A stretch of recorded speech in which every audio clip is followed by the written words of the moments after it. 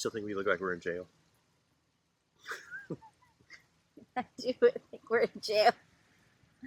Oh, we're recording. Hi. Get us out! Oh. Watch out. Hello, everyone. Happy September. This is supposed to be September, so... Don't tell anybody it's October. But we wanted to give you guys a recap of our summer. And is this covering? No, it's Okay. not. See right there? Okay. You can see it. Okay. Uh-huh. So we have been here, and here is Canyon Lake, Texas. Still, we're north of San Antonio. We're in a new location since the last time we spoke, or we just came to this. No, we're in a new location. Where are we? And we're kind of, so to speak, in the heart of Canyon Lake, and we have really focused and plugged in this summer on building community. That has been kind of our focus, and we've been doing that via different homeschool co-ops in the area, in New Braunfels and Bulverde and San Marcos areas, and we have been doing that here at the RV park here that we're part of, and also at two local coffee shops, or sort of local coffee shops in the area as well. So we'll talk more about a few of that, kind of diving in a little bit more to the building the community, but that's where we've been focusing. And one of the coffee shops is just right down the road here. So Noah just turned 15. 6 months ago, he caught up with her. He's now about 6 inches taller. Excuse me. Bless you. 6 inches. I'll cut that out. He's about 6 inches taller than Amy now. Like, not even close. Not even close. He's almost as tall as me. I feel like he's only a couple inches under me now. Yeah. It's really weird. But he's 15. He's a big boy, and he's got a real job, like a paying job, regular job. He goes to work at a coffee shop right down the road here. It's a minute and a half away, just as the crow flies straight down the street. And he's a barback. So coffee shop, making all the drinks, and he's like pumping flavors into glasses and cleaning up trash, and barista in training, trying to work the system and calling out customers and doing all kinds of stuff. So it's been fantastic, and it gives us a great excuse to just go sit in there sometimes and do things. We've also been throwing the entire Miller clan of the boys into busking there on Saturday mornings. And if you're like me and don't know what busking is, it's basically when you go and just play your instrument in public for tips. Just really, that's all it is. So they go sit in this coffee shop and play the piano, play the different songs on the piano. And a couple of other percussion type instruments that they are making up as they go along too.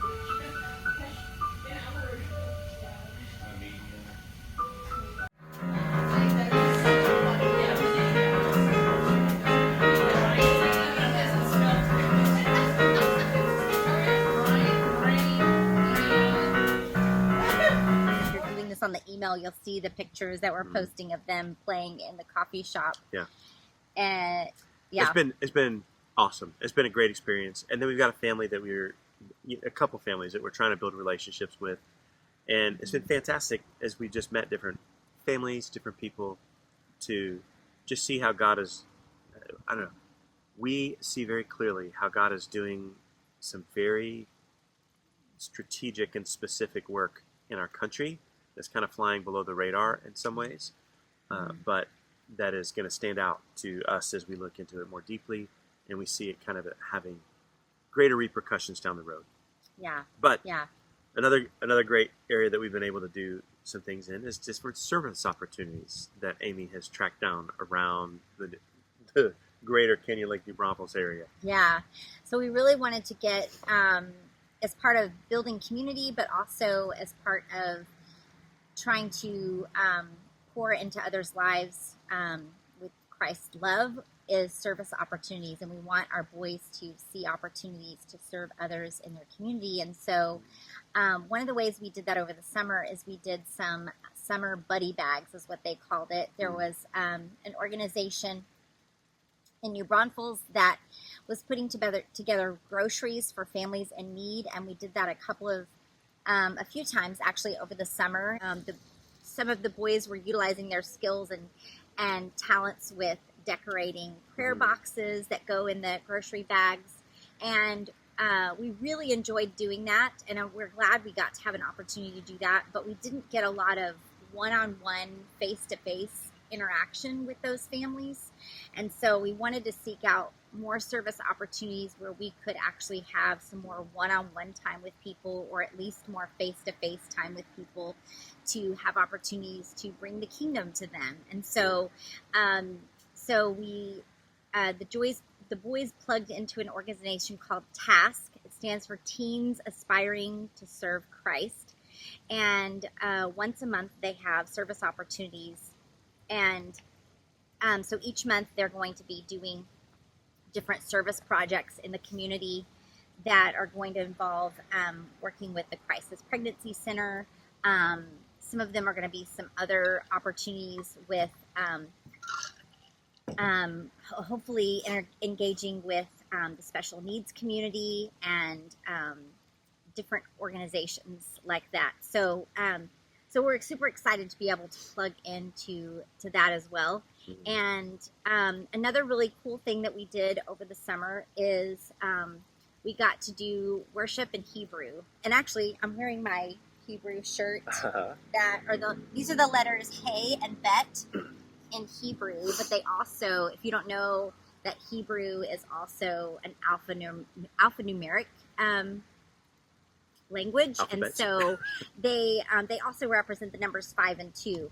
So we weren't really going to share about this, but is it okay if I share about this? No.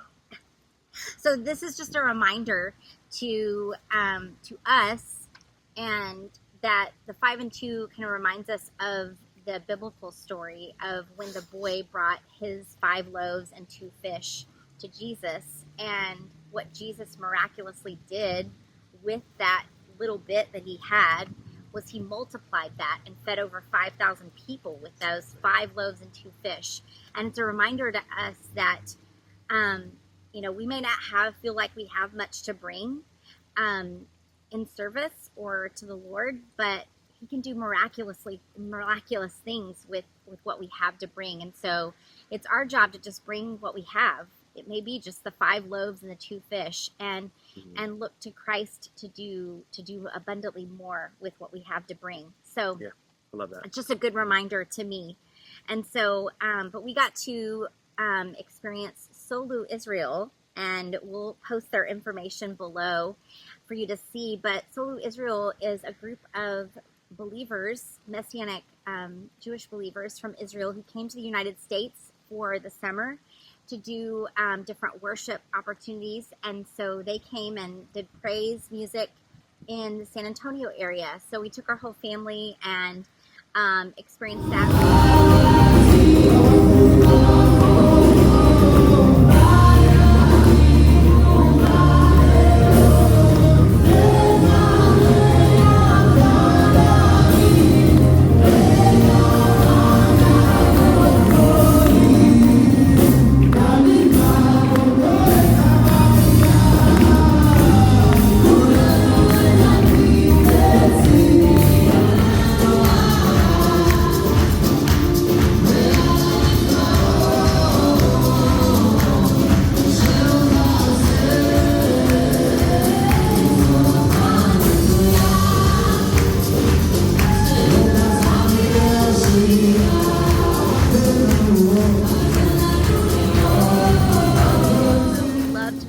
Ministries like that are seeking to encourage other believers and to also help you to kind of engage with your Hebraic roots. Yeah.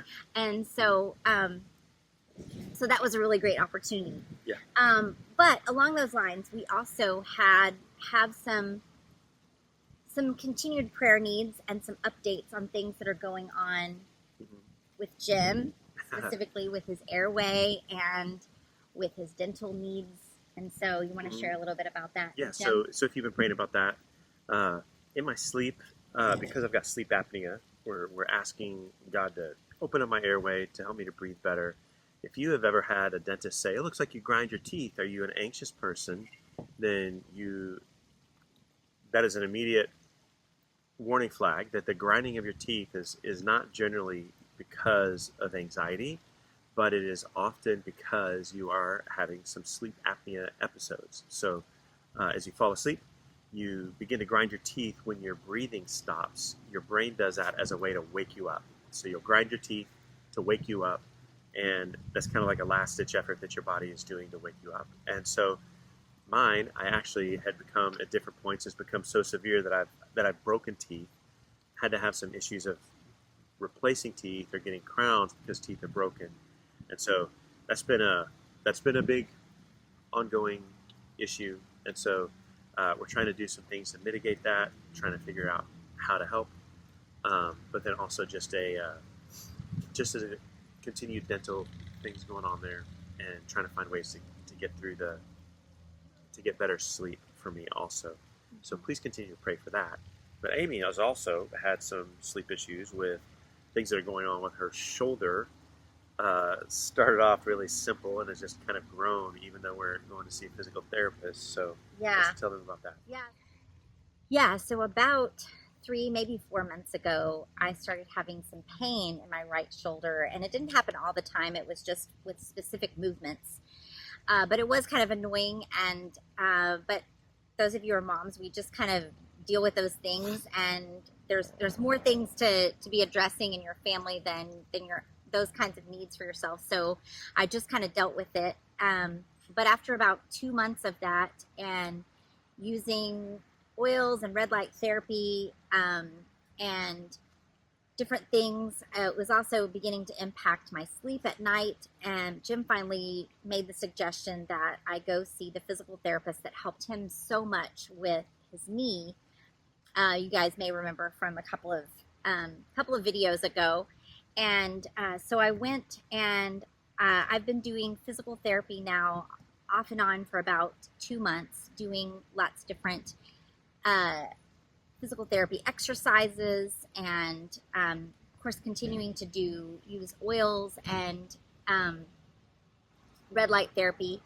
And it seems like the pain has actually gotten worse, and I'm now sleeping probably 1 out of every 5 nights. And there is some good news to all of this. We could use prayer for this, definitely, and prayer for healing, but also, I've also been looking at some diet changes and things, nutritional changes that I may need to make that could be exacerbating the problem.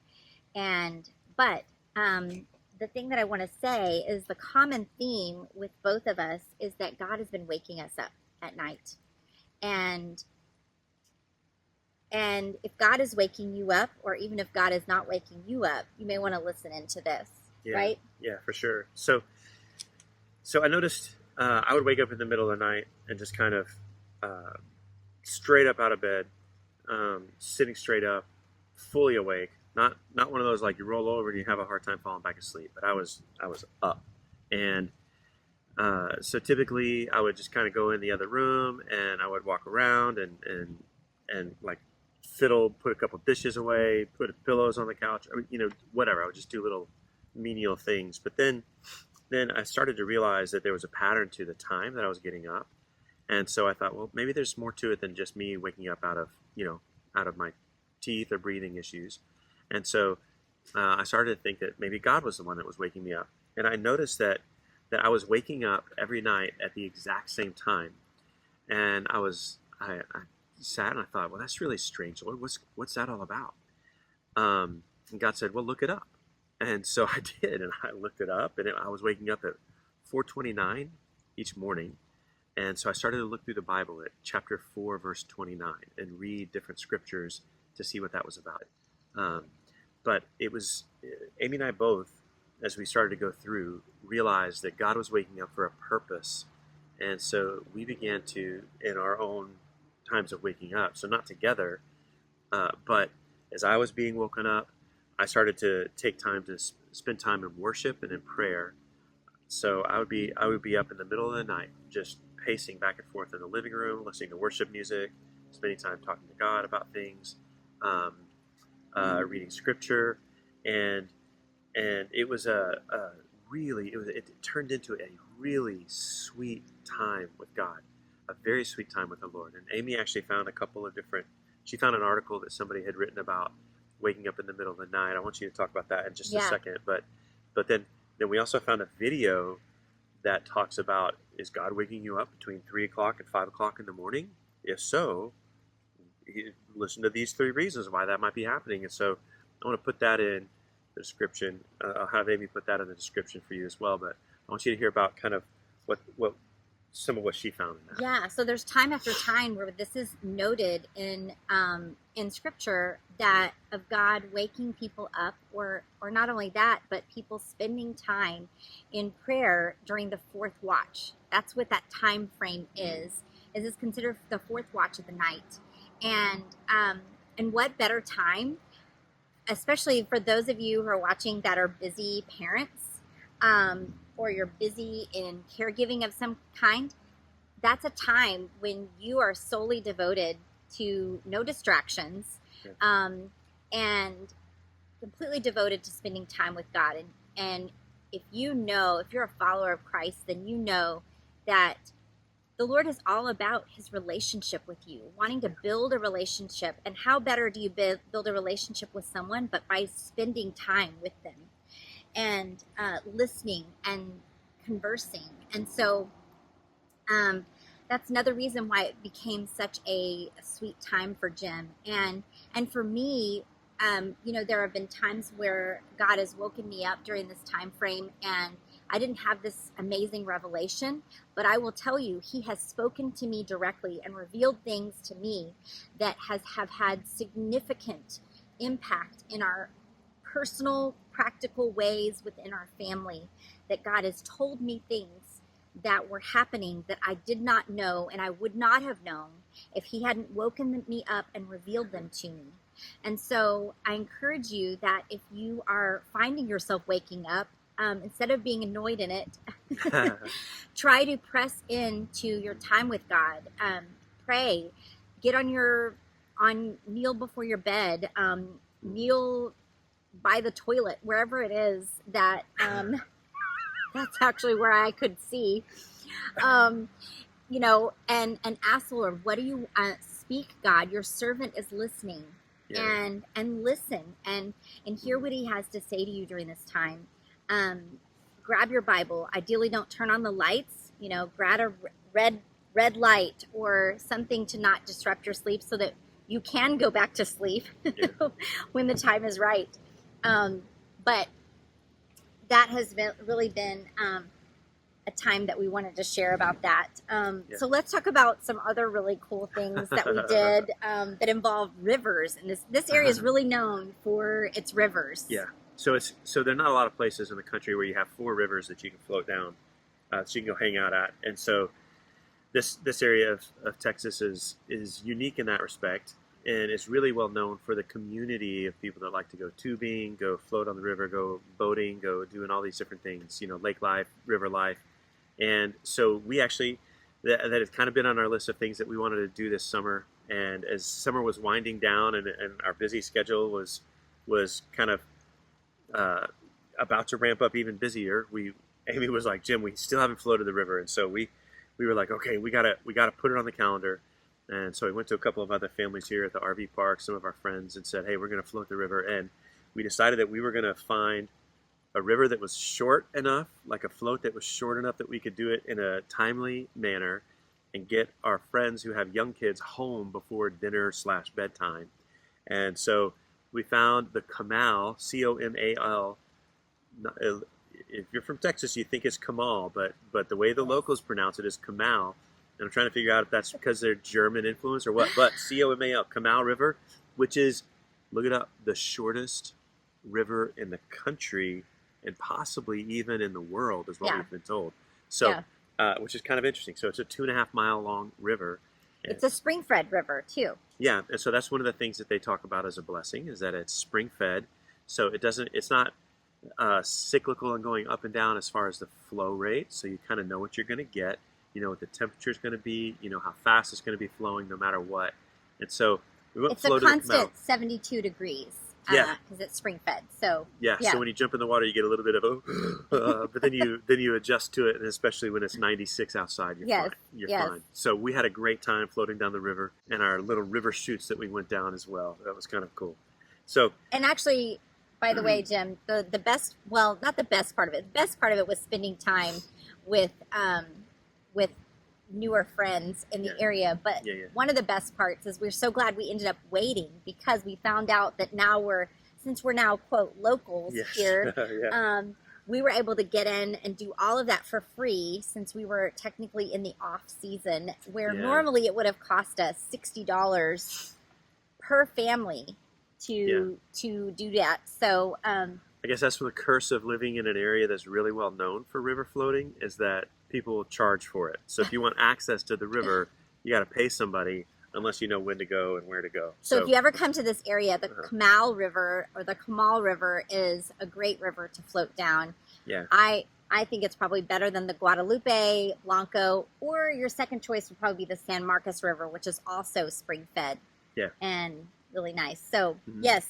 Yeah. So we had a good time with that. And then September is birthday month in the Miller house. Yeah. As we got an interesting text message from a friend of ours that said, hey, my son's birthday is September 8th. You guys want to get together? There's a group of us that have been hanging out together, and we're baseball families. And they said, you guys want to get together and have a big wiffle ball game to celebrate Izzy's birthday? And we said, well, that's funny, because that's Noah's birthday. That's one of our son's birthday.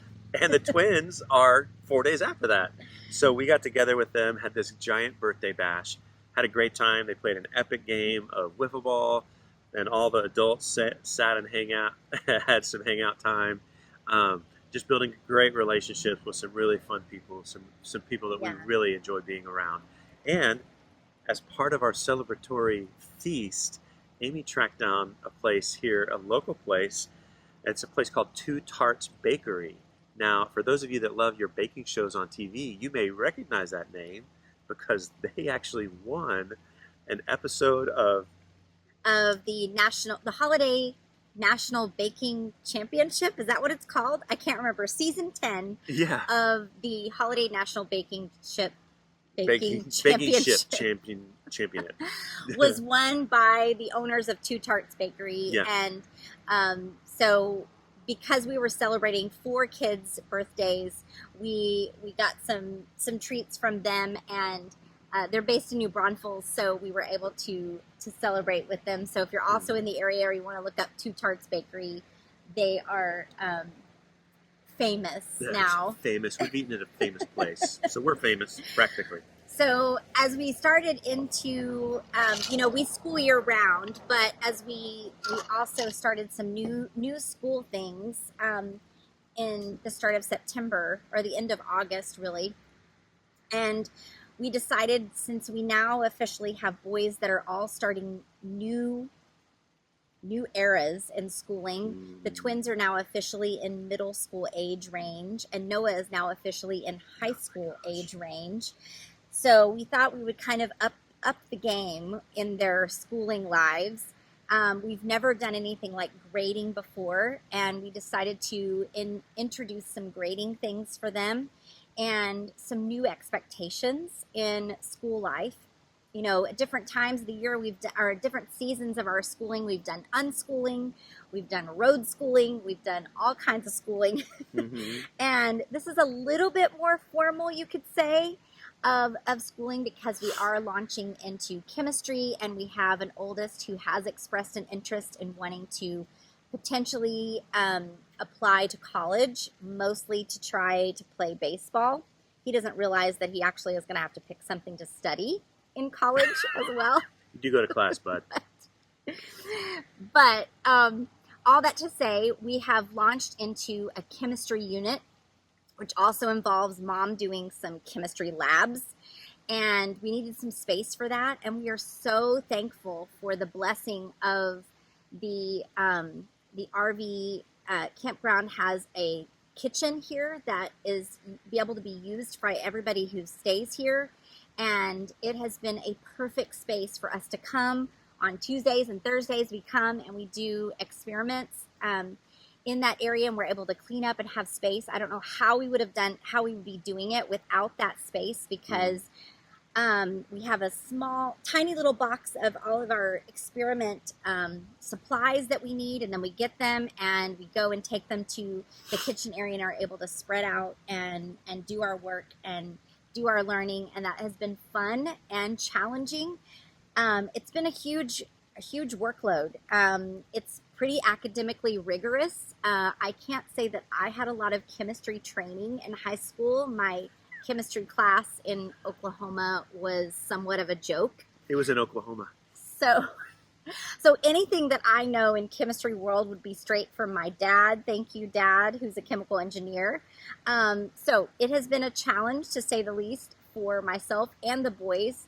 And so we're just up-leveling in a lot of ways.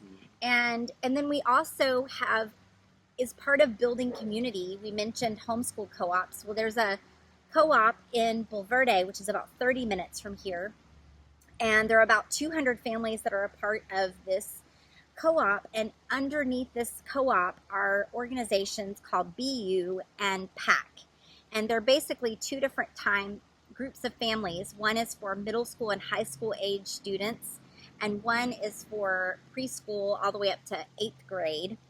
And we go all day on Wednesdays to we sign the boys up. They have classes available, everything from marine biology to anatomy and physiology to pre-calculus to foraging in the wild to all kinds of stuff. Written composition, all kinds of things.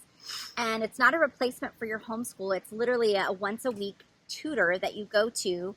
And then the rest of the week you are implementing, or you're working through those things in that class at home with your parents or independently.